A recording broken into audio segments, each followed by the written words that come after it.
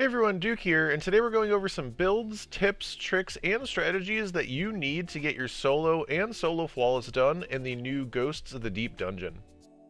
Before we start, I want to be clear that everything I go over here are guidelines. There's many different strategies to complete anything in Destiny, and using things that are a combination of both fun and comfortable to use for you will lead to much higher success rates and a more enjoyable experience. That being said, there are some things that are going to be better options than others, but don't take myself or any other content creator as the end-all be-all authority on what you can or cannot use. With that out of the way, let's go over some high-level tips. There's a high amount of ad density and incoming damage throughout this dungeon, so heavy ad clear and sustain is at a premium throughout. I'd extremely highly recommend 100 Resilience for this and really all PvE activities, as I just don't find any other stat to be nearly as impactful or important as the direct damage reduction that you get from Resilience. Weapons with perks that can clear lots of ads quickly, think perks like Incandescent or Chain Reaction or Volt Shot, etc., things like that, are going to be very strong for this dungeon. Arbalest is also an extremely strong choice for both bosses, as it can one-shot both of their shields, adding to your DPS time and conserving heavy ammo, depending on your strategy of choice. As for classes, I think all three have some very strong options. The three builds I'm going to go over in depth are for Solar Titan, Solar Warlock, and Arc Hunter, as I feel like these three subclasses have the most going for them in the scenarios that this dungeon brings, but there's definitely other strong options, with Void classes being especially strong runner-ups due to their access to Devour, Invisibility, and Overshields. Briefly touching on Void as a whole, the Devour Fragment, Echo of Starvation, along with Echo of Obscurity, will provide instant healing on Orb Pickup, along with unlimited invisibility potential on finishers, which turns out are both extremely strong abilities. And not only this, but if you have some way to debuff targets, for example, Echo of Undermining giving your grenades weaken, you can use this season's artifact to get a loop going. Defeating any debuff target will spawn a Void Breach using Onto the Breach. Then, picking up this Void Breach will either give you an Overshield or refresh your current one using the artifact perk Protective Breach, as well as cause your next source of Void damage to cause a large weakening pulse with Supernova. Now with everything around you weakened, defeating any of these targets will again spawn a Void Breach using Onto the Breach, and you continue this loop infinitely. I really love Void subclasses as a whole, and I think they are all very usable and strong in this dungeon, but these three upcoming builds I think are even better. Let's start with Solar Titan, as it is what I used due to making the Solo Flawless Titan dungeon an incentive for my birthday stream, which hurts a lot as a Warlock main through and through. So the Solar Titan subclass has a lot of ways for healing, which is extremely good when you're trying to do something solo with a lot of ads, mostly built around the Throwing Hammer and the aspect Soul Invictus. So basically the Throwing Hammer, every time you throw it, if you hit something and then pick it up, it's going to give you Cure. That's going to give you a chunk of health immediately. And as long as you pick it up, you get the hammer back, you can throw this hammer infinitely. The other aspect here is Soul Invictus. This will allow for any solar ability final blows, those being mostly your little mini hammer, to create a sunspot, and you're going to get more healing and restoration whenever you enter a sunspot. So this is going to give you some pretty insane levels of survivability. I also like to pair this with Roaring Flames so that my hammer does more and more damage as I get more kills with it. It can stack up to 3 times and you get even more damage, and there's actually going to be a little bit of a strategy that we use where basically we're just using the hammer to do damage for one of the 2 bosses. Since we are just built around our hammer, we are also running Healing Grenade instead of a Damaging Grenade, and there's going to be a couple different ways and a couple different mods that we use to really have this uptime be extremely strong. And again, the Healing Grenade gives us a cure instantly and also a few seconds of restoration afterwards.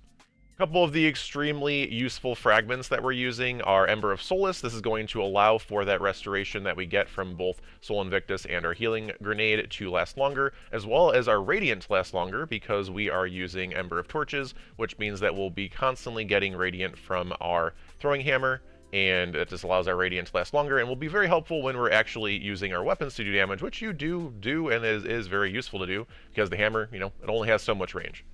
Next, we're using Ember of Empyrean so that any solar weapon or ability final blows that we get will extend the duration of restoration and radiant. This can stack all the way up to 12 seconds for the restoration. That's mostly what we're using it for. The radiant's useful too, but mostly for the restoration. This is going to allow us to be extremely survivable and keep having restoration, even if we're not constantly getting kills and if we're moving from place to place.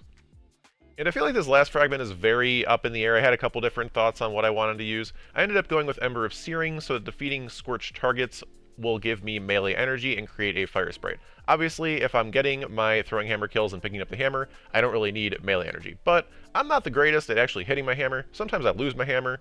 This is going to help me actually get it back in terms of then defeating any targets that are scorched, especially with a couple of the weapons that I'm using with incandescent, which gives Scorch and applies Scorch, and then the Fire Sprites, whenever I create them, picking those up are going to give me more grenade energy, which allows for my healing nade to be up more often, even if I am constantly hitting my hammers, which is not super common, not going to lie to you, but, you know, some of y'all might be better with the hammers, but I think this is still useful even just for the grenade energy you'll get from the Fire Sprites. As for mods, starting on the helmet, we got Heavy Ammo Finder to get more heavy. I think this is very useful just throughout. We have Hands On so that we get more super energy with our melee kills, and we're going to be getting a ton of melee kills with the hammer. So very, very useful and very important mod here. Also, just a note on the artifact that there is a authorized mods melee artifact perk. I'd recommend having this for this build, as this will lower the costs of the energy that you'll be using for any melee mods here. This normally costs 3, but instead costs 1 because we have that equipped. And finally, we're using Solar Siphon. This is really going to be based on what types of weapon you're using. Again, we're going with the fragment that allows us to get more Restoration and Radiant using solar weapons, so I'm kind of focused on solar weapons where I can, and this will allow me to get more orbs when I'm getting kills with said solar weapons. Next, we have Heavy-Handed, which will give me orbs of power whenever I get melee final blows. Again, super crazy strong mod using this build. Again, it's only going to cost 1 because of the authorized mods melee that we have on the artifact, so definitely must use here.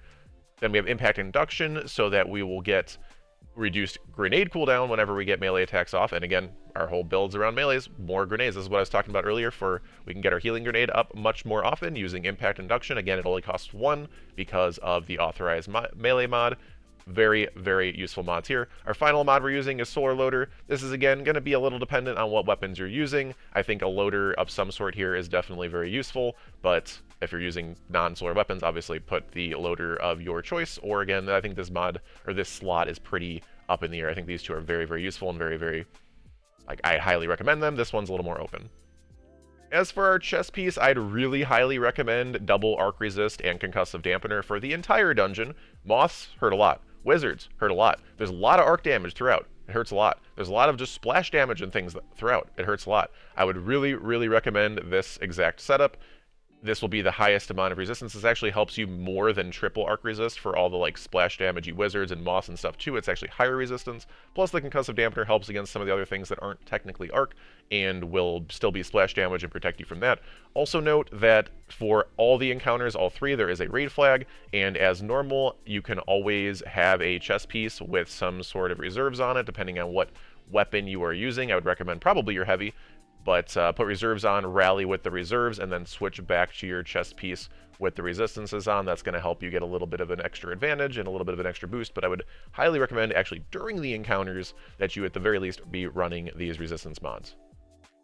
Next, we have our boots mods. I pretty much, in almost all situations, I'm running 2 weapon surges of whatever my main damage source is. Again, right now we're kind of considering solar, and then a recuperation. This will allow me to replenish health each time I pick up an orb. Honestly, in this specific build with the Titan, maybe I don't really need this, but the more ways you have to live and survive in a solo, and especially a solo flawless run, the better. And again, recuperation is such a strong mod. You're going to be making quite a few orbs, and just extra healing, more healing, very useful at all times. And again, for the solar surges or whatever surges you want to put here, this is dependent on your weapons of choice, of course.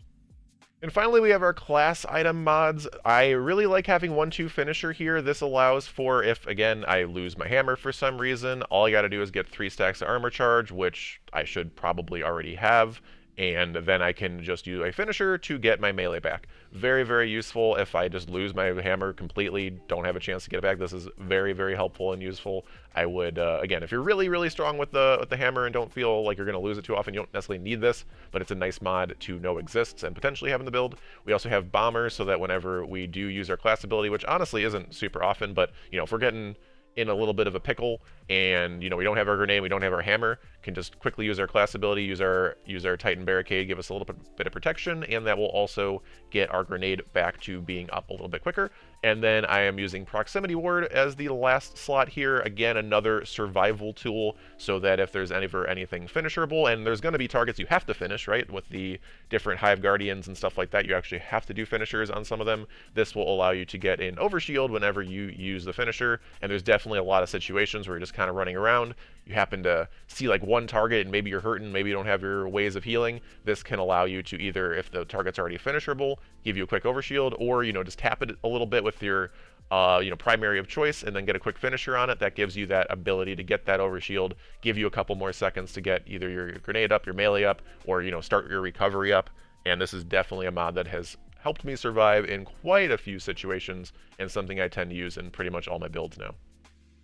Again, weapons are going to be very much your choice and also kind of dependent on encounter, and we'll go over that when we get to the actual encounters. But I really do like a incandescent energy weapon to help with some of the Scorch and some of the other things that we're kind of pairing it with. I have the new demo and incandescent SMG from the dungeon. It's really, really nice, but Callus Mini Tool, or just, again, anything incandescent can be very useful here. And even if you're not using incandescent, even if you're not using solar, it's fine. This is just a nice little combination of what I'm running with and kind of pairs well with what I'm running with. But again, weapons are extremely, extremely up to you, and pretty much anything can work. It just may take more phases, it may take less phases, depending on how comfortable you are with it. But this is a very nice one for this build. As for exotics, your two probably main options are the Lorelei Helmet and the Synthocept Gauntlets. I personally chose Synthocepts. I really like the ability to just be buffing my melee damage and really use my hammer for a lot of things. Again, Lorelei is going to allow you to survive and just kind of have like a passive way of surviving, even if nothing else is up. You just start getting low, it just immediately triggers a sunspot for you. But for me, I don't think it's super duper needed if you're able to kind of stick with some of the other things. It's definitely a nice backup plan. It's going to make things a lot more safe and a lot more survivable, especially if you're not as used to the build or as comfortable with the build. But I just really like the Synthoceps, and actually for the first boss, I'm pretty much using this directly as my DPS, so we'll talk about that when we get there, but I think those are kind of the two main options. Next, let's talk about Solar Warlock. As it's another Solar subclass, there's going to be a lot of kind of crossover with this one, but we'll kind of briefly touch on the same things and kind of discuss them again. First of all, Well is great. We all know about Well. Definitely highly recommend. Next, I actually really like Phoenix Dive. This is not something I've used for a super long time, but for this dungeon especially, it's really helpful and useful to have the ability to just be constantly on the move. And I mean, the other option to me, I think, is Healing Rift. I don't really think Empowering Rift is going to be the play here, but Healing Rift is, requires you to have a little bit of stopping, standing still, you got the animation, takes longer. The Phoenix Dive is really, really helpful and really, really useful. It has a lower cooldown use. It just really pairs with the way I want to run this dungeon and kind of be constantly on the move, and how quickly you can get that immediate cure, and will also actually pair well with a couple other things we're going to use in a second. Obviously, your jump is whatever you want to use. Your melee, I like to use the snap with the Scorch, and the solar grenades we're going to pair well with the Sunbracers exotic that we're going to use. If you're using a different exotic, of course, you can run different grenades. If you're running Sunbracers, you have to run solar grenade, as that is how it works. As for the aspects, we're using Icarus Dash. This, again, is nice just for the movement. I really like Icarus Dash. When I'm not on Solar Warlock, I feel off. I love Icarus Dash. It's just, I'm addicted to it now ever since you could actually pair it while using Well at the same time. Super duper nice. But also, we're going to pair this with Heat Rises, which to me is kind of crazy with how good Touch of Flame is and was, and how good it was with Starfire Protocol, and just, it's really useful, obviously. Touch of Flame is a very, very good aspect. However, with Heat Rises, it's going to pair very, very well with a couple different things. It's going to allow us to get melee energy back whenever we get Final Blows while we're airborne, which pairs really, really well with our Sunbracers. It's going to pair really, really well with Phoenix Dive, because whenever Heat Rises is active, we can get Restoration and Scorch targets upon landing. The Restoration is probably the bigger thing, but the Scorch is actually very useful in a couple ways as well. So we can get not only the cure, but also Restoration. And again, it also allows us to get extra dashes with Icarus Dash, which, that's useful, but I think it's more about the other couple of things. Again, do you absolutely have to run these aspects? I think there's different ways to go about it, but I think this just pairs really well with the build. As for the fragments, for me, these 4 fragments are kind of just must use in terms of how I'm running this. But again, as I said at the very beginning, use what you want to use what you think sounds good to you, and pair with things that you may like. Final blows on grenades, very, very, very useful for getting that insta-heal, that insta-cure. I think this is an outstanding new mod that we've gotten pretty recently. It's made Solar Warlock and just Solar classes in general quite a bit stronger. We've then got our Ember of Searing, where we're going to get Fire Sprites and melee energy whenever we defeat Scorched targets. Again, we've got a couple different ways to Scorch targets. Obviously, our grenades and our little slam down with heat rises. And also, again, going back to our incandescent weapons, if that's something that you're going to want to use, I like it, again, to pair well with this, create those Fire Sprites, and again, to get more melee energy back for our Sunbracers. Next, we've got Ember of Mercy. Whenever we pick up the Fire Sprite, we will get Restoration. Obviously, we're never going to revive an ally since we're doing this solo, but Restoration on Fire Sprite pickup is very, very, very strong. Do note there is a bug currently, and this is something you may have to play around a little bit. Whenever you have higher amounts of Restoration and then pick up a Fire Sprite, as this gives about 2 or 3 seconds of Restoration, it will actually lower your amount of Restoration, which is kind of annoying and frustrating. But keep that in mind. Like, so if you build up your restoration to 7, 8, 9 seconds, and then you pick up a Fire Sprite, it's actually going to lower that timer. So that is something you may have to play around, and definitely weakens this a bit, but it's still very, very useful, as there's going to be plenty of times you have no restoration and then are able to pick a Fire Sprite up to then give yourself restoration. And again, the way we're building up our restoration is Ember of Empyrean, where any solar weapon or ability final blows will extend that restoration on us. As for mods, again, a lot of the same stuff. Heavy Ammo Finder again, Solar Siphon, or whatever your weapon of choice is. Again, I think Solar works really, really well with this build and kind of the ways you can extend things. And then we're going to go with Ashes to Assets, as we're going to be much more of a grenade-focused build, unlike the Titan build being more melee-focused. This time we want our super energy on grenade kills. As mentioned, we're running the Sunbracers exotic, and we're going to go with Momentum Transfer to get our melee cooldown reduced whenever we throw grenades. So if you don't know with Sunbracers, you throw out your melee. If you get a kill on something, that gives you infinite grenades for a few seconds. And so, get your melee out, you get the kill, throw out some grenades, get some damage with the grenades, you're getting your melee back by throwing the grenades. This is a pretty much must-use combination. It's really, really strong. Firepower, again, we're throwing out a bunch of grenades. We're going to make a bunch of orbs by killing stuff with the grenades. Awesome. And lastly, we have Bolstering Detonation, where we can get some class ability energy whenever we cause damage with a grenade. Again, Phoenix Dive is really, really nice and gives us more ways to survive and to heal, and we're going to be throwing a lot of grenades, so I like having this in here to get more abilities to Phoenix Dive and more ways to survive. We already went over the chest piece mods. Again, double arc resist and concussive dampener for all classes for the ability to survive against the wizards and the AoE type stuff that is throughout. Again, the moss as well, in case you didn't already watch the Titan part of this video, just kind of going over the basics on that.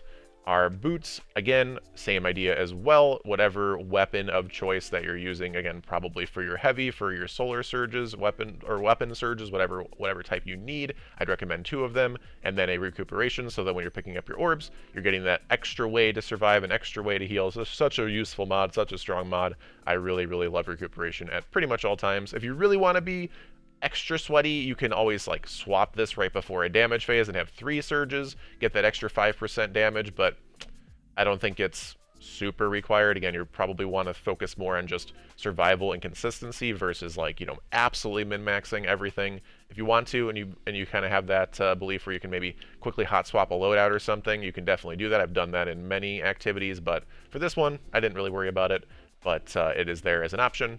And our class item is our final slot here. Again, we're going to be running Bomber here to get more grenade energy cooldown whenever we use our class ability. Again, pairs well with some of the other things we're doing. We Phoenix Dive, we get more grenade energy. We have some ways to lower our Phoenix Dive. It's just a nice little combination.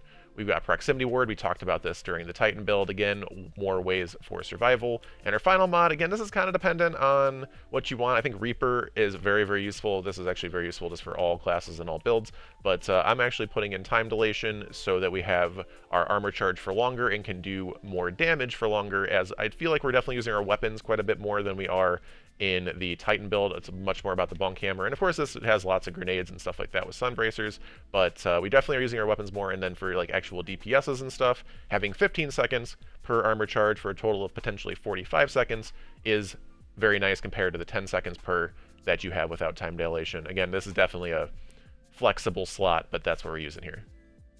And finally, we have our Arc Hunter build. This is going to be kind of built all around the Assassin's Cowl exotic in order to give us both healing and invisibility. Again, as I kind of briefly mentioned at the very start, whatever build you're going to end up using, you want to be able to heal and survive. Invisibility, I feel like, is another way to kind of survive. So that's a really good combination of things. For our actual super, you can really run whichever one you want. I feel like Gathering Storm is going to be great for just the overall damage, and you can just kind of throw it out instantly. But, you know, if you want to run the Arc Staff, that is an option. But, again, Gathering Storm, I think, is definitely the option for me.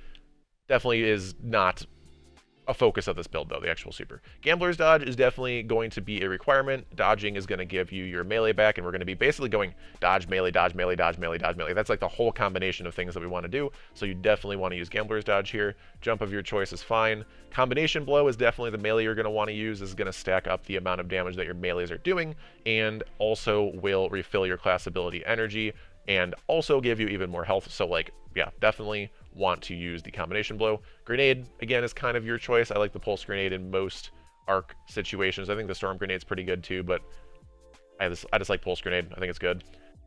As for aspects, we're going to be running Flow State and Lethal Current. These pair off really, really well together. Basically, Lethal Current, you dodge, your next melee attack jolts the target, does some other nice things as well, but main thing you want to get is the jolt, and then you defeat the jolted target, which will make you amplified. Honestly, most of the time you get the punch, you kind of get both in one, but it's going to create a nice like AoE effect with the jolt too, to make your melee not just kill one thing, but a lot of times kill multiple things. And being amplified is going to be really useful for a couple different things here as well. Also gets you more resilient while dodging, and recharges your dodge more quickly. As for fragments, these are honestly pretty open in terms of the build. Like, not too many of these are like absolutely required to make the build function, but I think these are pretty useful ones for survival and just overall usage. Our first is going to be Spark of Resistance, which will make you more resistant when you're surrounded by combatants. I promise you, in this dungeon, you're going to be surrounded by combatants. Next, we got Spark of Haste, gives you more resilience, recovery, and mobility while sprinting. Again, more survivability tools. You're going to be sprinting and moving around a lot. We like survival. So Spark of Feedback is going to allow you to increase your outgoing melee damage. When you take melee damage, a lot of things are going to be right up on you, meleeing you potentially. Also gives a plus 10 resilience, which isn't bad, but again, this build is a lot around your melees and your own melees, so if you're getting more damage by getting meleed, beautiful. And lastly, we have Spark of Magnitude, which is just going to allow whatever arc grenade you choose to have an extended duration. As we mentioned, our exotic of choice for this build is Assassin's Cowl, with all the melees we're going to be having and just the kind of instant refreshes. Also, do remember and note that any finishers will also work for your ability to get invisibility and healing. But again, very useful exotic, definitely the kind of core focus of the build. And again, going with melee focus build, we're going with hands-on for super energy for melee kills. We're going for heavy ammo. We like heavy ammo because that's going to be really the one thing we want to have when we're doing damage and stuff like that. And then siphon of your choice, whatever weapon you are using, whatever weapon type you're using, definitely pair the siphon with that. For our gloves, again, loader of your choice. We've got heavy-handed, where, again, we're doing a lot of melee kills, so we're going to be wanting the orbs that we can get from said melee kills, and we're going to go with impact induction, which will cause our grenade to come back faster whenever we do melees. Again, our melee and our dodge or class ability, those two things are just kind of pairing off of each other, and they're just coming back and coming back and coming back, so we don't really need too much cooldown on that unless we somehow mess up the combo at some point, which is very possible and doable, but if we get more grenades, that is very helpful. Again, remember, like we mentioned earlier, that there is the mod or the artifact perk in the artifact for authorized mods melee. So if you're doing any sort of melee focused build, would highly recommend this, as you can make the costs be 1 instead of 3 for most of those melee mods that are on your armor. As we've mentioned for both the previous two builds, again, I would recommend double arc resistance and concussive dampener for this dungeon. It is very, very strong. Don't really have to go over it again, but again, wizards, moths, AoE effects from everything, the knights, the lucent enemies, like everything. Concussive is going to be useful for that. Again, arc is useful for 98% of things, and very, very strong. Next, we have our boots. Again, same idea as the other two builds. Weapon surge for your weapons of choice, probably 2 of them, and then a recuperation for more survivability and healing. We like to be alive. And finally, our class mods are going to be, again, we talked about proximity ward a few times. We're going to be doing finishers anyway and getting the health from those and the invisibility from those, but sometimes if if you're not quite getting the finisher off in time, you still can die, and getting that overshield like right as you start the finisher can be useful. I think for this specific build, maybe it's less important because you're getting benefits from finishers already, but still can be useful. But if you want to fit something else in here, definitely doable. Bomber going to allow us to get more grenade energy, and we're going to be using our class ability constantly, so we really like that. And again, since we're using our class ability constantly, this time I definitely would highly recommend Reaper. Again, the other two builds, Reaper can be useful, but this one I think it's like extremely strong, so we can get more orbs of power whenever we dodge. And then again, we do have to make sure we get some weapon final blows in there, and if you're kind of comboing and just dodging and mailing and dodging and mailing and never really using your weapon, it is, you're not going to get the orbs from that. But I think there's definitely, if you're properly weaving in some melee kills, and there's going to be some enemies that are close and some enemies at range, whenever you're in any encounter, you're definitely going to get some benefit from this as well.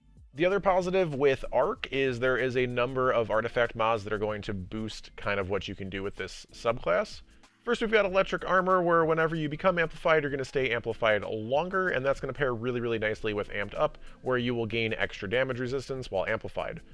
Definitely want any possible way we can have more survivability, and this is going to be a nice way to do so. We've also got Thunderous Retort, which is going to give you a bonus arc super damage whenever you are either critically wounded or, again, while amplified, and we're kind of seeing how that's pairing all well together. We've got Lightning Strikes Twice, where whenever you throw an arc grenade, you're going to get more grenade recharge for a little bit of time, and if you get some arc final blows, you'll get this duration for longer, so more grenades. Again, pairs really well with all the arc things, and we have kind of a little bit of focus on grenades against more melee and some of that stuff, but grenades are nice too. And finally, we have Shock and Awe, where any arc final blows while you're amplified, again, you're going to be amplified a lot, will summon a burst of lightning that damages and jolts targets. So got multiple different ways to kind of benefit from amplified, and got a little bit of a boost to damage, and we got a little bit of a boost to grenades as well. So just some free extra strength to arc subclasses this season, definitely worth using. Now let's talk about encounter-specific tips. For the opening encounter, I'd recommend a machine gun heavy, as it's really just about ad clear. There's a ton of wizards with solar shields, so solar weapons can be extra beneficial and pair well with a couple of the builds we just talked about anyway. This encounter is actually quite scripted in the paths that you will take after killing the ogre, and after doing my solar run and quite a few runs doing Sherpas for this dungeon, there seems to be 5 possible paths that the enemies will take. Do note that each path will require killing 3 sets of enemies, with the third being your Lucent Hive spawn that will give you the buff you need to dunk where you started. If you're like me and sometimes have struggled to remember to look out for the symbol before killing the Lucent Hive, don't worry, for this encounter this symbol still stays above after finishing the ghost, so you can always look at the symbol after defeating all the enemies if needed when things are getting a little less hectic. When coming back to the middle, remember that you have 1 minute and 20 seconds to dunk the buff from the time that you crunch the ghost, which is a lot of time. Take your time to defeat most of the ads and the wizard before grabbing the deep sight, so that you're not scrambling to find the right symbol to dunk at while also being shot at by everything. You've also only got 20 seconds to dunk the buff once you grab the deep sight, which is a good amount of time, but you don't want to spend half of it just scrambling to survive if possible. I'll mention this a few times throughout, but playing safe and playing your life is your friend, especially in this encounter, with how large the area is and how much space you have to move around. For the water section, something I learned recently that is huge is the spawn rate of the bubbles. After grabbing a bubble, a new bubble will respawn in that same spot just fast enough before your pressure will end up killing you, which is a game-changing piece of information, at least for me and especially in groups. But we can still use that to our advantage in solar runs when needed, especially if needing to backtrack for any reason. I would recommend doing some runs and getting comfortable with this path before going in for a flawless attempt for sure, and would recommend just in general doing the full thing through solo before restarting on deaths for flawless attempts, so that you can get an idea on how each part will work for you. For each part during this section that has enemies in it, I chose to take my time and just take out most if not all the enemies before proceeding. It'll add a couple extra minutes total, but especially if going for flawless beats out accidentally dying at a part that is a very avoidable death. I went back and forth whether to show the whole water section in this video and settled on showing just the parts entering the water and speeding it up significantly. Again, I'd recommend getting in here and just getting comfortable with it yourself rather than trying to just memorize off of a video, but I figured at least having a starting point of reference was worthwhile.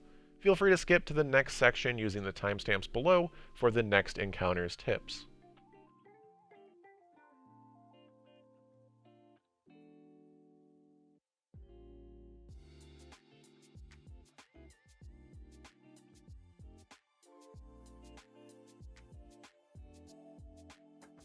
Now for our first boss, Ecthar, first just know going in that both bosses are going to be a slog in quite a few damage phases, but that is okay. The mentality here is that if you can do one damage phase, you can do as many as needed for the clear. There's no enrage mechanic, so you have as long as you need. As mentioned earlier in the video, damage has a lot of options. As a bonk titan with Syntheseps, I decided to use that to my advantage and just run Tractor Cannon to amplify my bonk damage. Warlocks with Well have a lot of usable options with the safety of their Well for DPS, with swords including Lament and Acreus both being strong contenders. The healing of Lament can actually make it an option for all classes as well. Things like linears and rockets can also work with varying levels of risk, especially with rockets with his boss' ability to push you. Even machine guns including Xenophage can work, and provide a lot of extra utility for ad clear. Anarchy is another interesting option to pair with something like a fusion rifle or a shotgun, which includes the potential for 1-2 punch shotgun strategies. Getting the 3 knights and ogre down quickly to push the boss down to the water should be your first and primary goal. For both bosses, movement is extremely beneficial, and the idea of circling the encounter away from your current area to get away from the current quote-unquote hotspot is something that you should constantly be on the lookout for, especially if your gameplay loop of choice is currently on cooldown. You are by yourself, so enemies will tend to aggro your current position, making areas away from you safest for the time being. Once you get the deep sight spawned in and check out the symbols, I'd recommend determining your pathing before dropping into the water. Either having the water symbols memorized or a map pulled up showing where they are is going to be infinitely useful down there, as it allows you to much more easily manipulate the boss. Picking a path that allows you to pull the boss over to you and then start chasing you from behind is extremely useful, especially if you have to do any symbols near the middle, as him hitting you with the sword will remove a significant chunk of your pressure and is really the main threat of dying below, as there should be more than enough air bubbles to keep you alive otherwise. Also, jumping through the water is quite a bit faster than just moving regularly, so use this to your advantage. There is an alternative method as well, which may be more comfortable and safer, of just doing one symbol at a time and then coming straight up. This will allow for less time in the water, less memorization required, and also only have to deal with one wizard at a time while in the upper area, but will also cause the encounter to take significantly longer. As mentioned before though, your goal is safety and consistency, so choose the strategy that works best for you. As for damage, take down the Baby Knight quick to get to the shield break buff. Arbalist will one-shot the boss's shield and allow you to do damage immediately, but since I was using Tractor Cannon, I tried to apply it to the boss ASAP and use his knockback to push me back into the buff while I'm in my super, as supers seem to be the next best way to get the shield down quickly and get into DPS. Do remember that once the shield is broken, you can DPS from anywhere in the room, so don't feel too locked into any one specific spot, depending on what weapon types you're using. Obviously, if you are going to be using things like swords and shotguns, you're going to need to be near him, but being flexible based on what the AI of the game decides to do is an extremely important part of PvE endgame, and even more so in the things that require extreme consistency and perfection like solo dungeons. If for DPS, again, make sure to get the next set of knights and ogre down to push the boss back down into the water, as I feel like the time with the boss up top is the most dangerous for this encounter. However, one last tip is don't be afraid to use the water to survive. Especially when the boss is up top, nothing is down in the water and you're completely safe other than to the pressure mechanic. Even if the boss is down there, don't be afraid to drop down for a second to protect you from the ads, even if all you end up doing is coming straight up to the fan. On the way to the final encounter, I'd again just recommend killing most if not all the enemies, and taking your time across the small jumping section. If running something short range for Ecthar, it may be worthwhile to switch to a machine gun and pick up any heavy that may be around before leaving this encounter to help with killing some of the ads, especially the wizards and the shriekers. Finally, we're at the final boss, Simmumah. If you thought the last encounter was long, you've got a whole nother thing coming with this one. My first tip is again, be patient. This room, unlike the last boss, has a lot of space to play in, so don't be afraid to use it. Rotating around the outskirts and finding your spots while clearing out some of the boomer knights is how I like to start each round, as it allowed me to get some safer lanes and collect my thoughts. Also, watch out for moss. Simmumah throws out the flying V of moss whenever the glowing knight, Warlock, respawns, so be on the lookout for them. As long as you are paying attention, these moss honestly shouldn't be too much of a problem or a threat, as they move much slower than you do, and you can always back up and away from them as you take them down. Another tip is, just like in the last encounter, don't be afraid to use the water. If things are getting a bit too hot, take a quick dip swimming. Nothing can track you into here, and it gives you a chance to recover and reset the situation for a bit, and you'll have plenty of time before you need to go back out due to the pressure mechanic, so use it. This goes for both the boss room and the Lucent Hive rooms. There was a few times where the Lucent Hive Guardians were just not cooperating with what I wanted them to do, so going into the water and then looping back around allowed me to reset their aggro a bit and also reset the situation. Also make sure to check the symbols before you crunch the ghost. In this encounter, the symbols do disappear as soon as you crunch the ghost, so if you haven't checked out what the symbol is, you're going to be guessing where to dunk it. And that's really not something you want. One of the first rounds, I made this mistake of getting ahead of myself and then having to guess the symbol, and I happened to get lucky to be right, but don't leave it up to chance. Another tip is with grabbing the deep sight. This is actually one of the spookiest spots in this encounter as you kind of get stuck there in the middle of a lot of things. I'd recommend having some amount of healing or invisibility going into grabbing this deep sight, as this can lock you into a precarious position. Do note that there is a useful tech though with Phoenix Dive specifically, where if you Phoenix Dive down onto the deep sight and immediately grab it, you'll be able to move a little bit as you're doing the animation, which can be extremely beneficial. Also note that the deep sight only has 3 possible spawns, either on the left or right side of the map between Oryx's hand and knee respectively, or in the middle of the map. So you don't really have to look like all over the place, you can just kind of check those 3 spots, and that's going to help you in terms of having plenty of time during the actual dunking mechanic, especially. As for DPS, you again have many different DPS options. Linear fusion rifles, tracking rockets, and xenophage are probably your most practical ones. I went with the tracking rocket route, and on my good damage phases it had some very solid upside, but I did spend a lot of my focus on making sure I wasn't going to kill myself with it, which hurt me on quite a few rounds. DPSing from the middle heart section can be nice as it tends to make her teleport less, and with Titan I was able to put a barricade up in front of me and make sure no ads got in, but it also did make me feel a bit more locked in and as a sitting duck, so I recommend maybe DPSing from wherever you're most comfortable. Again, the more focus you can use on actually doing damage, the better, but in general, just having some amount of cover between you and the boss is going to be beneficial. Also remember to have some armor charge going into DPS phases by making and picking up a few orbs. I was definitely not consistent with this myself, and it costed me some damage and caused me to do at least 1 extra damage round that I wouldn't have had to do otherwise, so keep this in mind. Also, if you're not using an exotic heavy for damage, I would definitely recommend Arbalist, as it can one-shot the boss's shield, as well as be a nice flexible range option for both killing Warlock as well as the Lucent Hive enemies. Specifically with Bong Titan, I did try to rush the Lucent Hive when I could, as 8 times out of 10 I was able to kill them before they even popped their supers, which made things a lot easier. I would recommend immediately repositioning if they do pop their supers before you can defeat them though, especially the Knight, as both the knockback physics and the shield throws can be very dangerous, as I certainly found out. Overall, as I mentioned before, play slow and play your life at all times. If damage phase gets scuffed, it's fine. Don't try to rush in another shot or 2 when you can instead regroup and just do an extra phase. If ads are starting to overwhelm you in a certain area, rotate around the map or just jump in the nearest water, reset the situation. Choose life over everything and stay extremely patient, and you can defeat Simmumah. Oh, and don't forget to crush the ghost afterwards. That would be really unfortunate to forget. I hope this deep dive into solo flawless strategies for the Ghost of the Deep Dungeon helped you complete your title and get the sweet new emblem. And as always, thank you so much for watching, and have a wonderful day.